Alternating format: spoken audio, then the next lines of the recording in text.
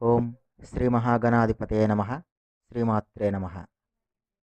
Friends, ఈ వీడియోలో మనం బాలాంజనేయుడు పుట్టిన తర్వాత వచ్చినటువంటి అమావాస్య రోజున ఆ బాలాంజనేయుడు చేసిన లీలని, దేవతల నుండి పొందిన వరాలని, ఆ ఆంజనేయుడికి హనుమంతుడు అనే పేరు వచ్చిన విధానాన్ని, వైశాఖ మాస అమావాస్య తిథి శని భగవానుడి జన్మతిథి. ఈ వీడియోలో మనం శని భగవానుడికి సంబంధించినటువంటి విషయాలను చెప్పుకుందాం. ఆంజనేయుడు వైశాఖ మాసం కృష్ణపక్షంలోని దశమి తిథి శనివారం రోజున పూర్వభాద్ర నక్షత్రం, వైద్యుతి యోగం, కర్కాటక లగ్నంలో మధ్యాహ్నం 11:42 అంజనాదేవి గర్భం నుండి ఆంధ్రప్రదేశ్లోని తిరుపతిలోని 7 కొండల్లోని అంజనాద్రి పర్వతంపై ఆవిర్భవించాడు. అంజనాదేవి పుత్రుడు కాబట్టి ఆ బాలుణ్ణి ఆంజనేయుడు అని అంటారు. ఆంజనేయుడు ఆవిర్భవించిన 6వ రోజున అమావాస్య వచ్చింది. ఆ రోజున ఉదయం అంజనాదేవి పండ్లు తేవడానికి అడవిలోకి వెళ్ళింది. కేసరి కూడా ఏదో పని మీద బయటకు వెళ్ళాడు. అప్పుడు బాలాంజనేయుడికి చాలా ఆకలి వేసింది. ఆ ఆకలికి తట్టుకోలేక చాలా ఏడ్చాడు. ఆ రోదనకి కొండలు దద్దరిల్లిపోయాయి. ఆ సమయానికి మెల్లిగా సూర్యోదయం అయింది. ఎర్రగా ఉదయించిన సూర్యున్ని చూసి ఏదో పండు అనుకుని తిందామని ఉయ్యాల తొట్టిలో నుండి రయ్యమని లేచి ఆకాశంలోకి ఎగురుతున్నాడు. ఆ వేగం మామూలుగా లేదు. తీవ్రమైన వాయువేగంతో ఆకాశంలోకి ఎగురుతున్నాడు. అంత వేగంతో వెళుతున్న ఆ బాలాంజనేయుణ్ణి చూసిన దేవ, దానవ, యక్ష, కిన్నెర, కింపురుష గణాలందరూ కూడా ఆశ్చర్యపోయారు.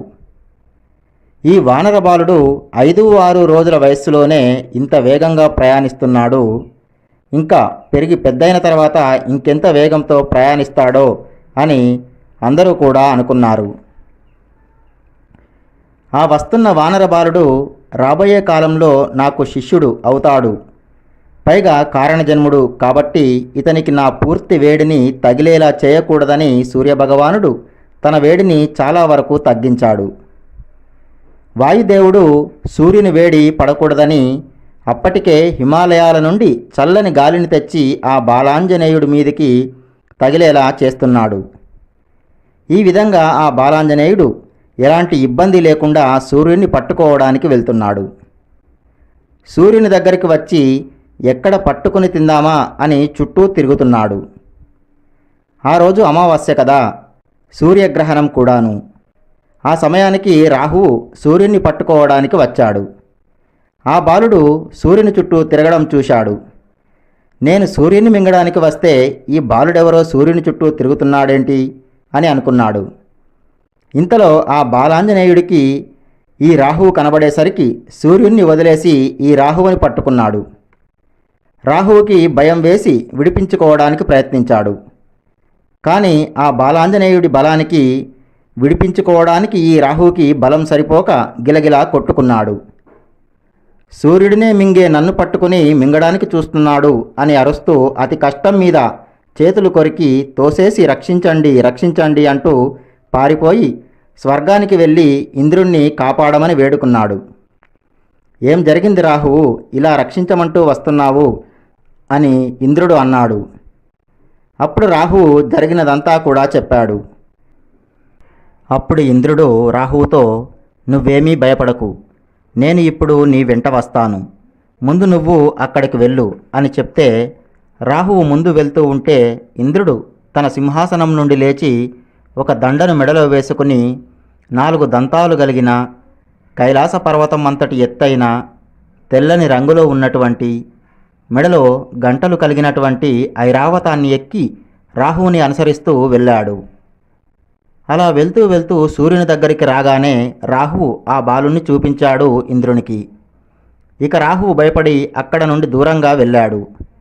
అప్పటి వరకు సూర్యున్ని ఎలా తిందామా అని అటూ ఇటూ తిరుగుతున్న బాలునికి ఇప్పుడు ఇంద్రుడు ఎక్కి వచ్చినటువంటి తెల్లని ఐరావతం కనబడేసరికి అది కూడా పండే అనుకుని దాన్ని తినడానికి దాని మీదకి దూకాడు. ఆ ఏనుగు తొండాన్ని గట్టిగా పట్టుకున్నాడు. ఆ పట్టుకు ఆ ఐరావతం తట్టుకోలేక గీంకరించి అతి కష్టం మీద విడిపించుకుని ఆ ఏనుగు పారిపోయింది. ఇక ఇంద్రుడు కోపగించి వెంటనే ఆ బాలుణ్ణి తన వజ్రాయుధంతో ఎడమ దవడపై ఒక దెబ్బ పెట్టాడు. దాంతో ఆ బాలుడి దవడ పగిలి స్పృహ తప్పి మేరు పర్వతంపై పడ్డాడు. ఫ్రెండ్స్, మనం ఇక్కడ ఒక మాట చెప్పుకోవాలి. వజ్రాయుధం దెబ్బ తగిలితే ఎవ్వరైనా కానీ పడిపోవాల్సిందే. ఇది విష్ణుమూర్తి వజ్రాయుధానికి ఇచ్చినటువంటి శక్తి. వరాలు పొందిన వారికి ఇది వర్తించదు. ఇప్పుడు ఆ వజ్రాయుధం దెబ్బకి బాలుడు మేరు పర్వతంపై పడ్డాడు. అప్పుడు వాయుదేవుడు ఆగ్రహంతో పుత్రుని మీద ప్రేమతో ఇంద్రునితో ఇలా అన్నాడు. ఓయి ఇంద్ర, 5-6 రోజుల పిల్లవాడు ఆకలితో పైకి వచ్చి లీలగా సూర్యుణ్ణి పట్టుకోబోయాడు. అంత మాత్రానికే ఇంత పని చేస్తావా అని కోపంతో లోకంలో వాయువు సంచారాన్ని ఆపేశాడు. ఆ బాలుణ్ణి హిమాలయాల్లో ఉన్న ఒక కుండ గుహలోకి తీసుకువెళ్ళి చేతితో తల నిమురుతూ బాధపడ్డాడు. ఫ్రెండ్స్, ఇక్కడ మరొక విషయం చెప్పుకోవాలి. బాలాంజనేయుడు వజ్రాయుధం దెబ్బకి పర్వతంపై పడి దవడ పగిలి మూర్ఛపోయాడు. అంతేగాని శరీరాన్ని విడిచిపెట్టలేదు. త్రిమూర్తులు తప్ప లోకంలో వాయు సంచారం లేక మానవులు, జంతువులు, మిగిలిన దేవతలు మొదలైన ప్రాణులన్నీ కూడా చాలా బాధపడ్డారు. చివరికి దేవతలు అందరూ బ్రహ్మ వద్దకు వెళ్ళి జరిగినదంతా చెప్పి తమని రక్షించమని ప్రాధేయపడితే అప్పుడు బ్రహ్మ వారందరినీ వెంటబెట్టుకుని పర్వత గుహ దగ్గరికి వచ్చాడు.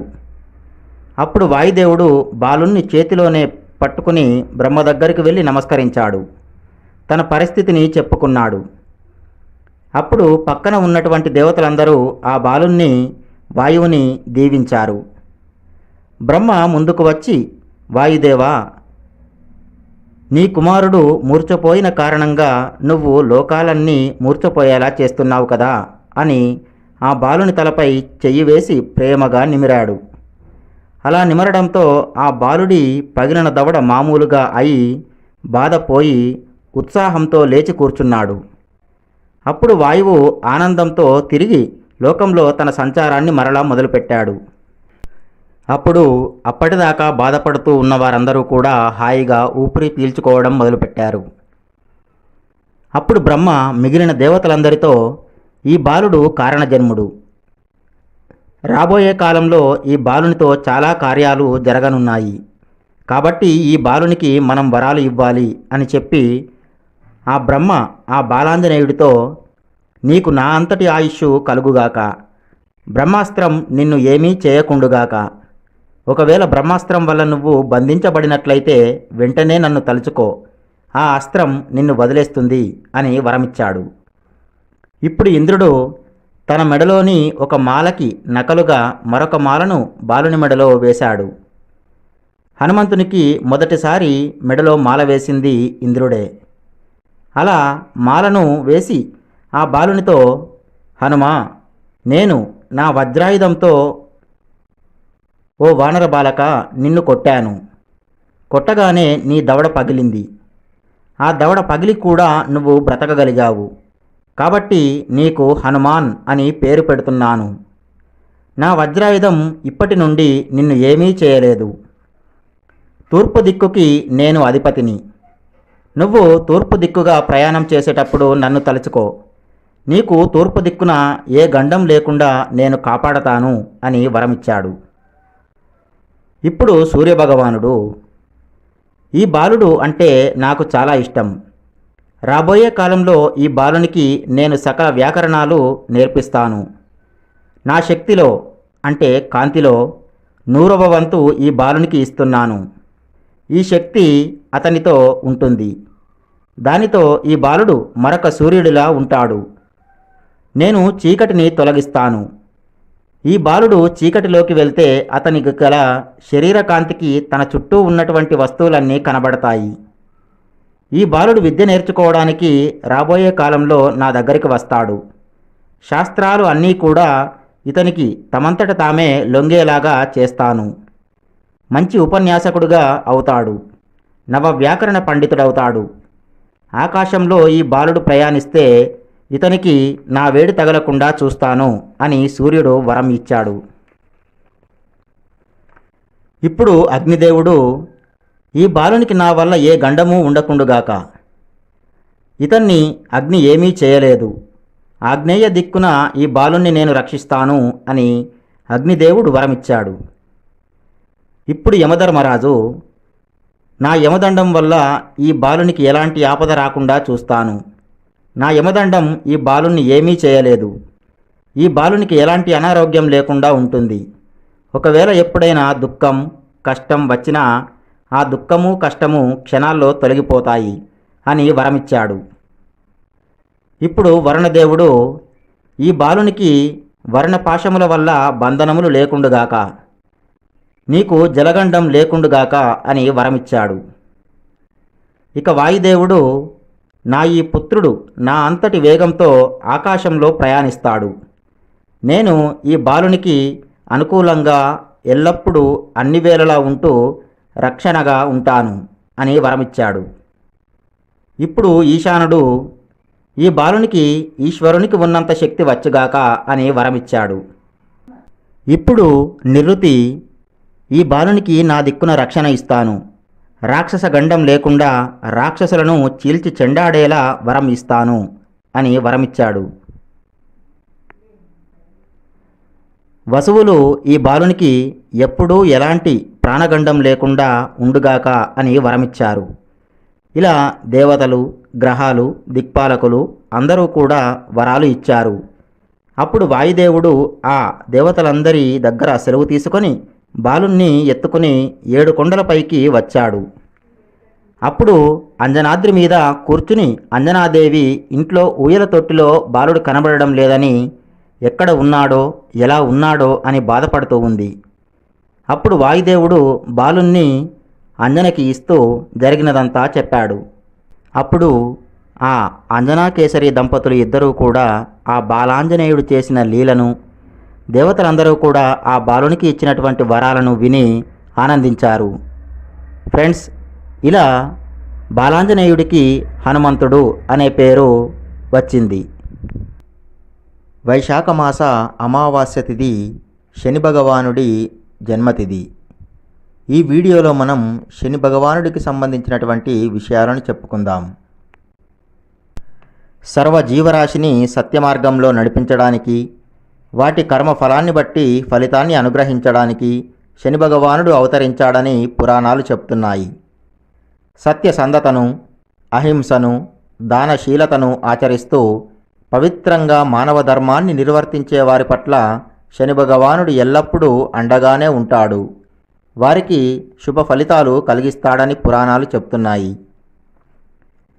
వైశాఖ మాస అమావాస్య తిథి నవగ్రహాలలో ఒకరైనటువంటి శని భగవానుడి జన్మతిథి. శని భగవానుడు ఛాయాదేవికి, సూర్య భగవానుడికి కలిగిన సంతానంలో రెండవవాడు. గ్రహాలలో బలమైన గ్రహం శనిగ్రహం. శని భగవానుడికి భార్య జ్యేష్ఠాదేవి. శని భగవానుడు శివుని గురించి కఠోర తపస్సు చేశాడు. వారణాసికి వెళ్ళి విశ్వేశ్వరుణ్ణి పూజించి విశ్వేశ్వరలింగానికి దక్షిణంగా, శుక్రేశ్వరలింగానికి ఉత్తరంగా తన పేరుతో ఒక శనైశ్చరలింగాన్ని ప్రతిష్ఠ చేశాడు. శివుడు శని భగవానుణ్ణి అనుగ్రహించి గ్రహాలలో స్థానం కల్పించాడు. పూర్వం పిప్పలుడు అనే బ్రహ్మరాక్షసుడు లోకాలను ఓడించగా శని భగవానుడు వాణ్ణి సంహరించాడు. దానితో శని భగవానుడికి బ్రహ్మహత్యా పాతకం చుట్టుకుంది. బ్రహ్మదేవుని సలహా మేరకు వృద్ధ గౌతమి తీరంలో శివలింగ ప్రతిష్ఠ చేసి బ్రహ్మహత్యా దోషాన్ని తొలగించుకున్నాడు శని భగవానుడు. ఇప్పుడు ఆంధ్రప్రదేశ్ రాష్ట్రంలోని తూర్పుగోదావరి జిల్లాలో మందపల్లిలో ఉన్నటువంటి మందేశ్వరలింగం శని భగవానుడు ప్రతిష్ఠ చేసినటువంటి శివలింగమే. శని భగవానుడు ఎవరైతే శనికి జన్మతిథి నాడు కానీ, శని త్రయోదశి నాడు కానీ శనిగ్రహానికి నువ్వుల నూనెతో అభిషేకం చేస్తారో, నల్లని వస్తువులు సమర్పిస్తారో అలాంటి వారికి దోషాలు తొలగించి వారిని అనుగ్రహిస్తానని అన్నాడు. ఏలినాటి శని, అష్టమ, అర్ధాష్టమ శని దోషాలన్నీ తొలగిపోవడానికి మంచి మార్గం శని భగవానుడికి నువ్వుల నూనెతో అభిషేకం. మనకి దగ్గరలో గల మందపల్లిలో శనైశ్చరలింగానికి అభిషేకం చేయడం, మహారాష్ట్రలోని శని సింగనాపూర్లోని శని భగవానుడికి అభిషేకం చేయడం చాలా చాలా ఉత్తమం. ఈ రోజున శనిగ్రహానికి లేదా నవగ్రహాలకి ప్రదక్షిణ చేయాలి. ఇంకా శనివారం రోజున హనుమంతునికి గంధ సింధూరం నువ్వుల నూనెతో కలిపి రాసిన వారిని తమలపాకులతోనూ ఫల పుష్పాలతోనూ హనుమంతుణ్ణి అర్చించిన వారిని శని భగవానుడు పీడించడు. రామభక్తులను కూడా శని భగవానుడు పీడించడు. కాబట్టి శనివారం హనుమంతుణ్ణి పూజిస్తే ఏలినాటి శని, అష్టమ శని, అర్ధాష్టమ శని దోషాలు తొలగిపోతాయి. ఈ రోజున శని భగవానుడికి సంబంధించినటువంటి శ్లోకాన్ని 108 సార్లు లేదా వీలైనన్ని సార్లు జపించాలి. శని భగవానుడి శ్లోకం: నీలాంజన సమాభాసం రవిపుత్రం యమాగ్రజం ఛాయాం మార్తాండ సంభూతం తం శనిం ప్రణమామ్యహం. ఈ శ్లోకాన్ని ఈ రోజున 108 సార్లు కానీ లేదా వీలైనన్ని సార్లు కానీ జపించండి.